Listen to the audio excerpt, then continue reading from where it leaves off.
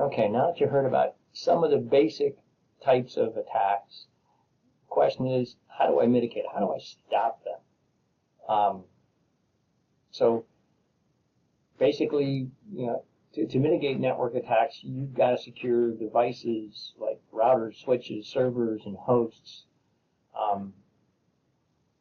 Some organizations apply a defense in depth or a layered approach to security. So it kind of requires both a networking devices and services working together to put together a policy that can hopefully eliminate or slow down different attacks. Now, some of the security devices that are used, some of this you get a VPN. VPN is what? VPN is a router that is used to provide secure services with corporate sites, with allowing secure connection to remote users using encrypted tunnels, so that you kind of lock it in, you lock in the link, and everything, all the data that passes through is encrypted, and it's very difficult to break through. From the VPN, you've got an ASA firewall. And that ASA firewall is a dedicated device that provides stateful firewall services. And basically, it ensures that internal traffic can go out and come back, but external traffic, something outside, has to it has to connect to an internal host. So it has to be something that somebody inside has made a request and coming back. So it's basically, it originated from inside and coming back in.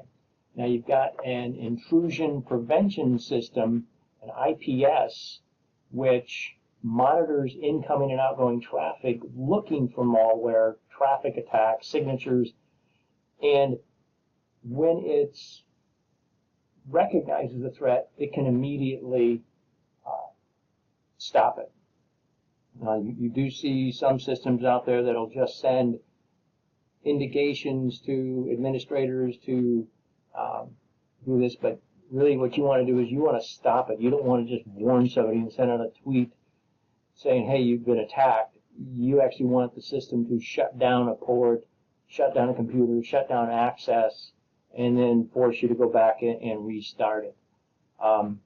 Now, sometimes you'll get an email security appliance, an ESA, that filters spams, malicious emails, and sometimes you get a web security appliance. So you get software that's looking at your email, looking at your website, looking for malware anywhere you go through. And then, of course, you've got the AAA server, which basically is a secure database that has a list of who's authorized to access and manage network devices.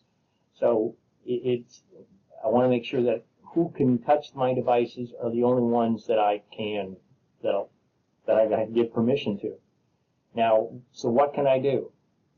Well, one, you can keep backups of all this information, backing up device configuration, because if you're attacked, something's damaged, I got to bring it back and build back my business. Because if I don't have any backups and somebody corrupts it, it may take a business out of business.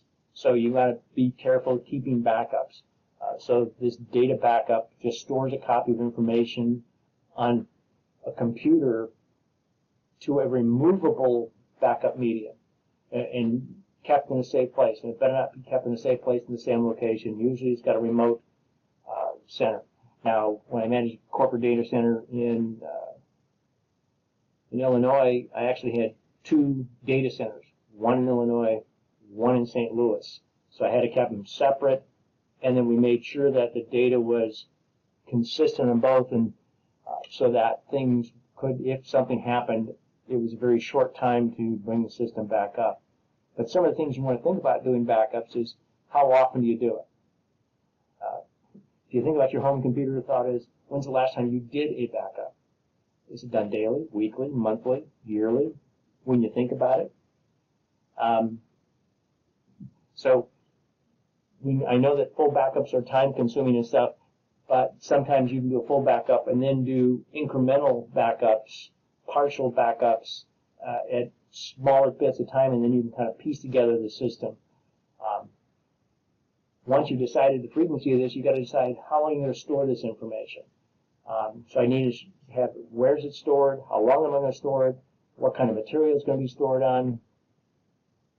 Then security. How am I going to secure that this data is, how it's being transported from point A to point B, how often, what's the policy to get it there, how's it going to be in a lock and key, how's it protected, and then of course validation. Now, I've got to make sure that this backup is protected in such a way that it's got a strong password so that nobody can break in easily. Now, when it comes to the software you're running, you got to make sure you upgrade it and update it, patch it, so when the system tells you that there's an update to be made, don't ignore it. I mean, yes, sometimes they're a pain. Sometimes having them reset, your boot up sequence takes you longer when you downloaded 100 patches overnight. But that's the one way you can help protect yourself as your software vendors are identifying weaknesses in their software and making changes and modifications to it. You can then make sure you get the latest and greatest so you can take advantage of their expertise on their product to make sure it's secure. And then, of course, I want to make sure that this AAA, this authentication, authorization, and accounting, I want to make sure that the people that are logging in, make sure that who's got access to the information is legit. And you see it all the time. It's like, okay, you're asked a password. You're asked to make sure you could, verify who you are. So you authenticate who you are. Then you get an authorization. What can you do?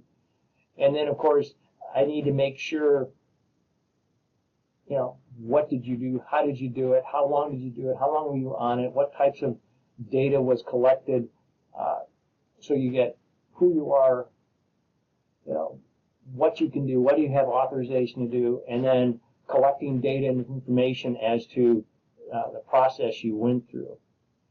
Now, one of the tools that are used is definitely firewalls.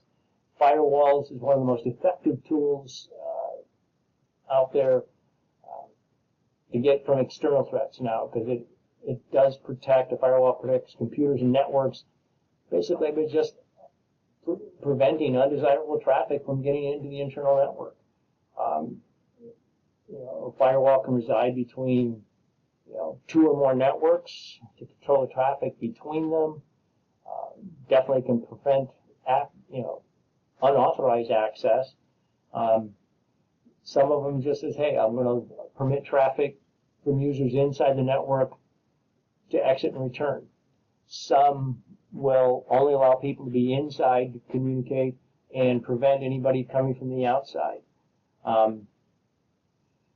You could use a firewall as far as what they call a demilitarized zone to allow some access into your system,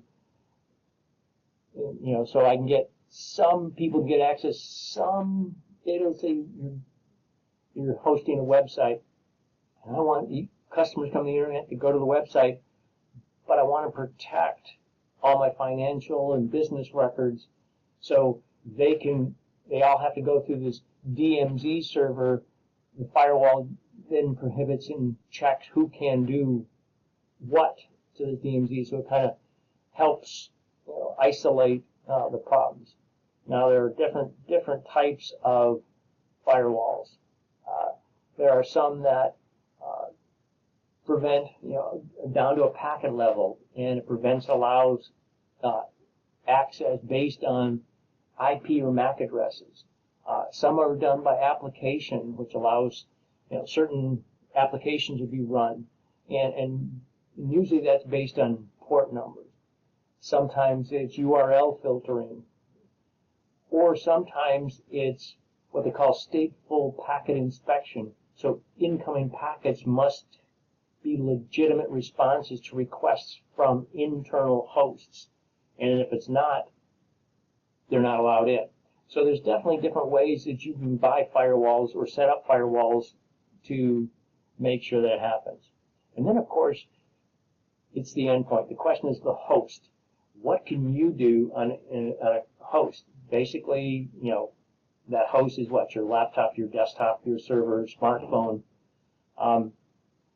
It's making sure that you maybe define a password setup, something that allows people to have a well-documented policy of what they're supposed to do and follow those rules. So it's making sure that from a company standpoint, you say, hey, you've got to have a password on it. It's got to be so large. It's got to be updated so often.